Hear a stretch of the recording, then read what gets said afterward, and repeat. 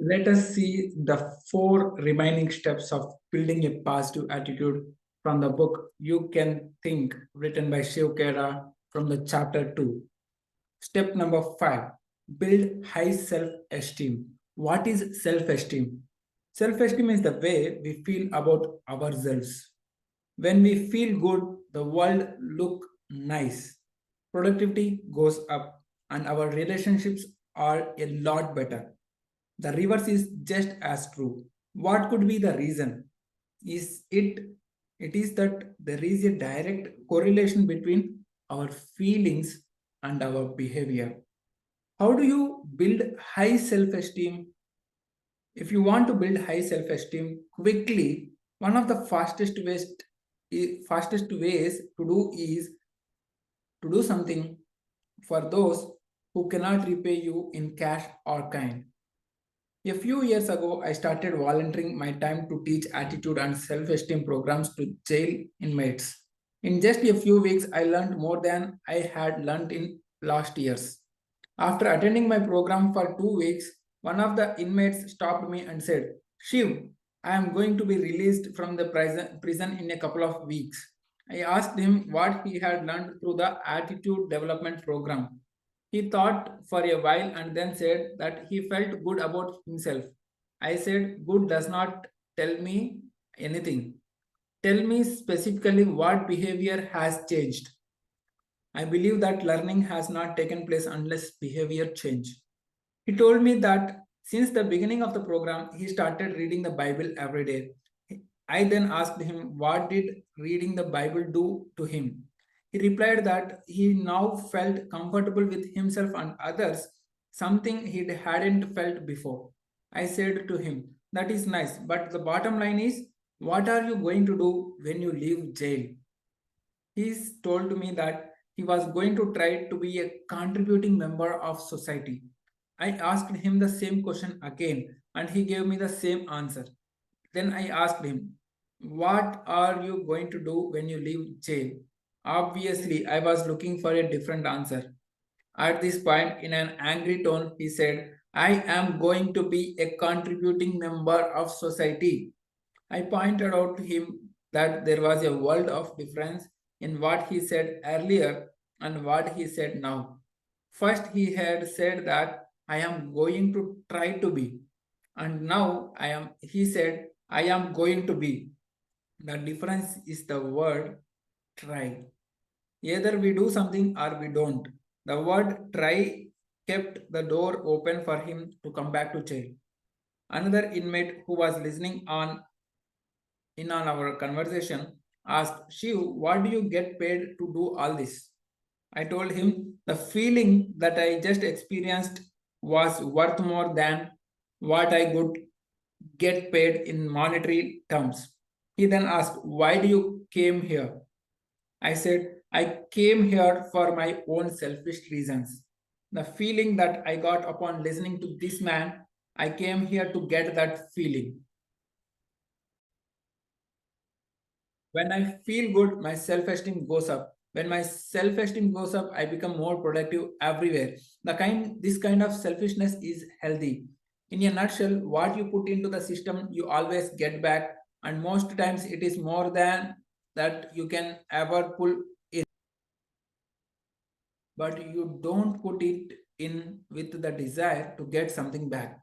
Another inmate said, what anybody does is their own business. When people take drugs, it is none of your business. Why don't you leave them alone? I replied, my friend, even though I disapprove, I will compromise and accept what you are saying, that it is none of my business. If you can guarantee that what someone takes drugs and gets behind the wheel of a car and has an accident, the only thing they will ever hit is a tree. I will compromise. But if you cannot guarantee this, you or I or our kids could be dead.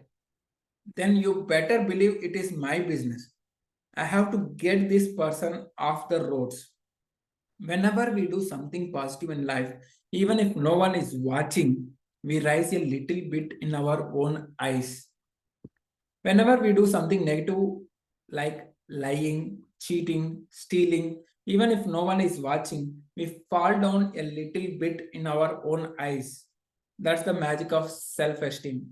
There are many individuals and organizations who do voluntary activities where there are no gains in cash or kind, such as organizing blood donations, eye donation camps. You ask them why they are doing this, and their answer is, I feel good if I do this. Many times you hear parents telling their kids, do what feels good, without understanding that feeling good is a natural outcome of doing good, and doing good is a natural outcome of being good. How can a person feel good when they don't do good? This one phrase, it is my life. I'll do what I want. It is my life. I do what I want, has done more damage than good. People choose to ignore the spirit and derive the meaning that it is convenient to them. Such people have tied this phrase to selfishness, and this has had a negative effect on them and the world around them. These people forget that we don't live in isolation. What you do affects me, and what I do affects you. We are connected. We have to realize that we are sharing this planet and we must learn to behave responsibly. There are two kinds of people in this world. One is givers, second one is takers. Takers eat well and givers sleep well. Givers have high self esteem, a positive attitude, and they serve society. By serving society, I do not mean a run of the mill pseudo leader turned politician who serves himself by pretending to serve others. Nor do I refer to the drug dealers who often, after making ill gotten wealth, set up a drug rehab center in order to become legitimate. We all have the need to take. But the sign of a healthy personality is one that also has a need to give. A man was washing his new car when his neighbor asked him, when did you get the car? He replied, my brother gave it to me. The neighbor said, I wish I had a car like that. The man replied, you should wish to have a brother like that. The neighbor's wife was listening to the conversation and she interrupted. I wish I was a brother like that. What a positive way to think. Let us see step number 6. Stay away from negative influences. What are negative influences? Negative influences are negative people, drugs, alcohol, pornography, profanity, etc. All negative influences pull people down. It depletes energy that could have been used constructively to achieve new heights. Impressionable minds get influenced by adult behavior and the media.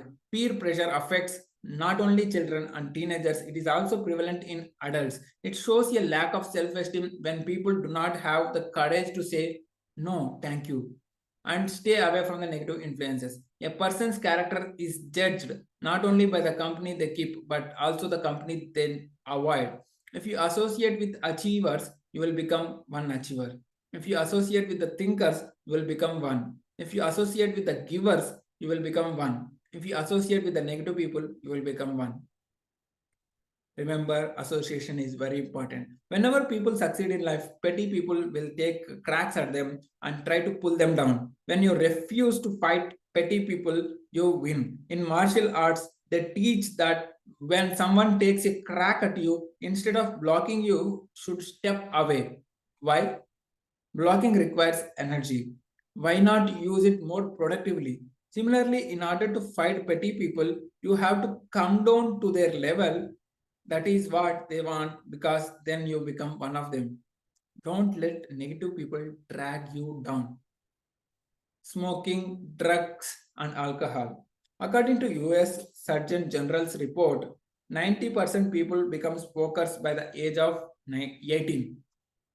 Guess, till the above study came, who was sponsoring all the major sporting events?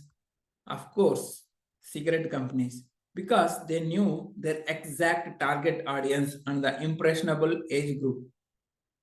Lady Astor says like this, one reason that I don't drink is that I want to know when I am having a good time.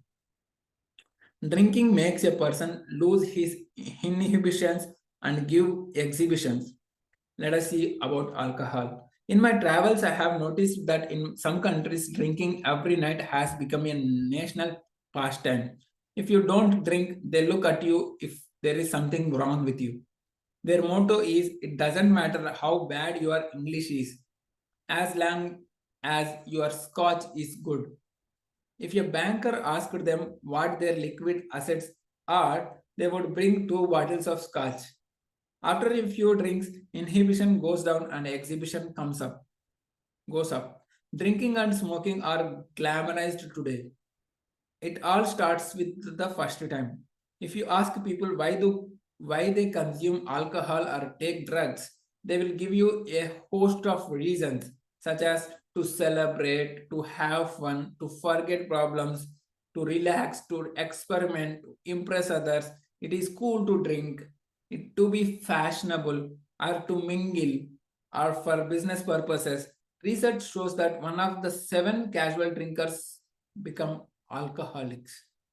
People want to conform to peer pressure. I am amazed at the way peer pressure compels us with the phrases such as, aren't you my friend? One for the road, just one for your health. The following poem from an unknown author explains the dilemma of a social drinker well. I have drunk to your health in taverns. I have drunk to your health in my home. I have drunk to your health so damn many times that I have almost ruined my own. Drinking and drinking costs lives. Jerry Johnson, in his book, It's Killing Our Kids, recites as American Hospital Association reports that half of all hospital admissions are alcohol related. According to the National Society's Council's 1989 Accident Facts edition, a person is injured in an alcohol related crash every 60 seconds.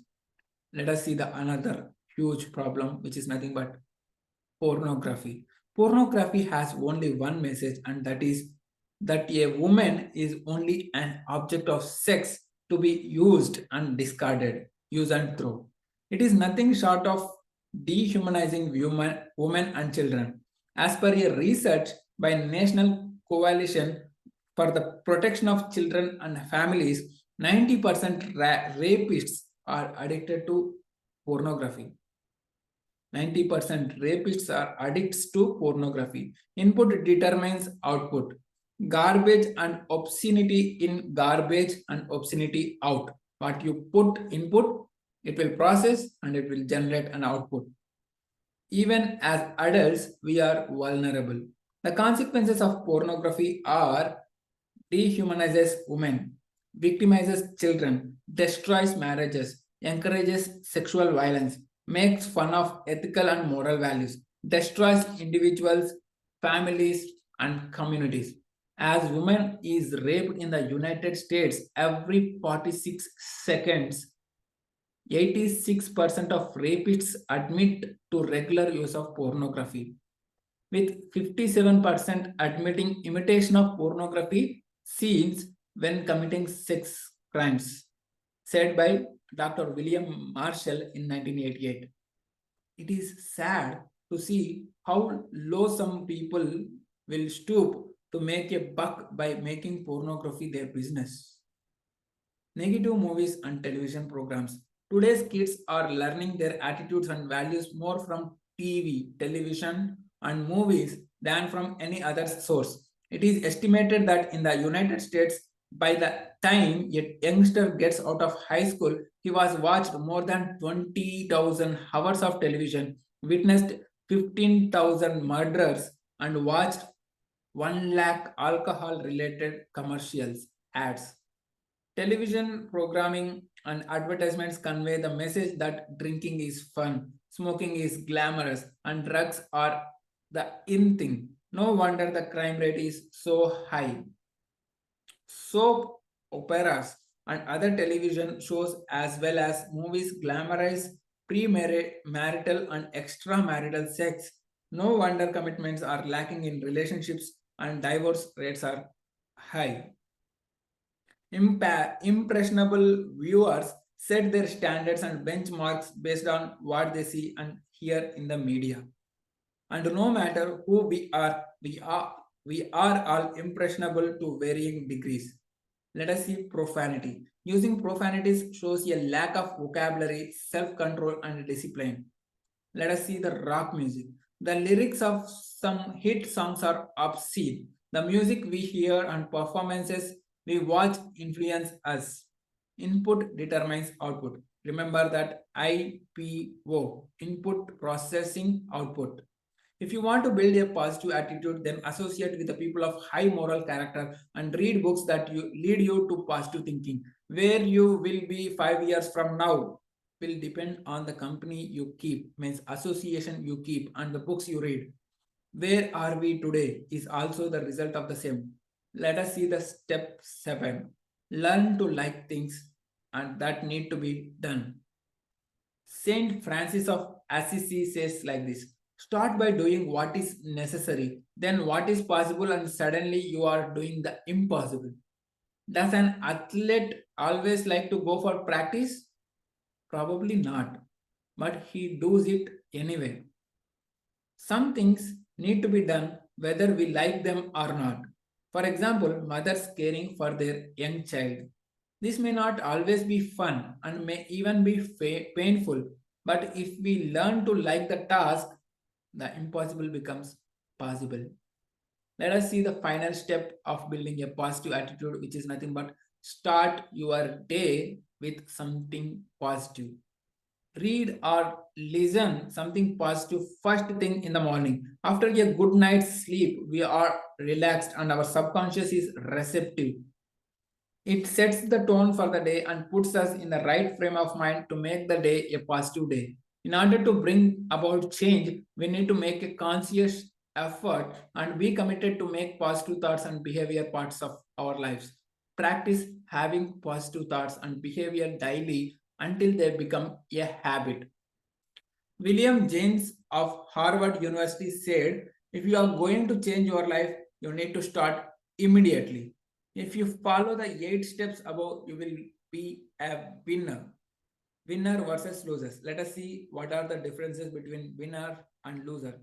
The winner is always part of the solution, whereas the loser is always part of the problem. Winner always have a plan. Losers always have an excuse. Winner says, let me do it for you. Loser says, that is not my job.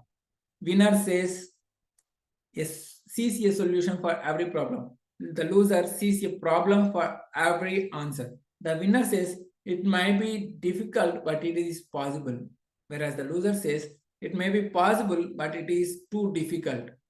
When a winner makes a mistake, he says that I was wrong. When a loser makes a mistake, he says that it was not my fault. A winner makes commitments. A loser makes promises. Winners have dreams. Losers have schemes. Winners say, I must do something. Losers say, something must be done. Winners are part of the team. Losers are apart from the team. Winners trade short-term pain for long-term gain. Losers trade short-term gain for and get long-term pain. Winners sees possibilities, whereas losers sees problems.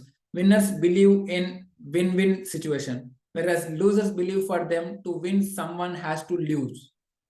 Winners see the potential, whereas losers see the past. Winners choose what they say, losers say what they choose. Winners use hard arguments but soft words, whereas losers use soft arguments but hard words. Winners stand firm on values but compromise on petty things. Losers stand firm on petty things and but compromise on the values. Winners follow the philosophy of empathy. Don't do to others what you would not want them to do to you. Losers follow the philosophy, do it to others before they do it for you. Winner make things happen, whereas losers wait for things to happen. Winners plan and prepare to win. The keyword is preparation. Let us see the action steps. Before going for action steps, author giving few more tips. Beverly Sills says like this: you may be disappointed if you fail, but if you will be doomed if you don't try. Let me close this chapter with 8 action steps discussed earlier. First step, look for the positive. Second step, make a habit of doing it right now. Third step, develop an attitude of gratitude. Fourth step, create a continuous education program for yourself. Fifth step, build positive self-esteem. Sixth step, stay away from negative influences. Seventh step, learn to like the things that need or to be done. And final 8th step, start your day with something positive. Remember these 8 steps, and if you follow these 8 steps rigorously, you will be one of the winner. Let us see the action plan. Here comes the 10 questions. All the questions are included in the description. Write down your answers in the comments below. Based on the 8 steps what we have discussed, what commitments are you making that you will practice immediately at home?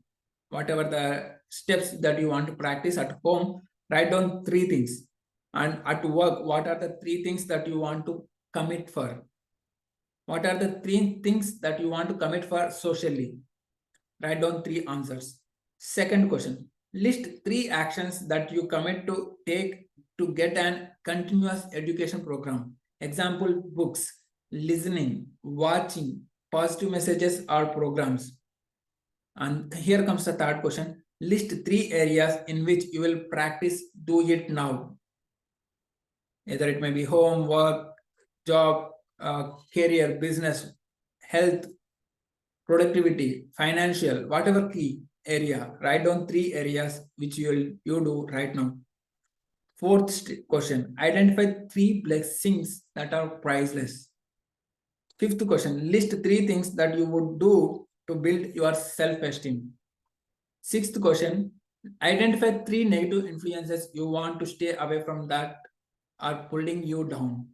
Seventh question, list 3 things that you will do even if you don't want to do that ought to be done. Means you are not interested to do that, but you have to do this. What are the 3 things that those are the tasks like that? Let us see the 8th question. What would you do to start your day with something positive?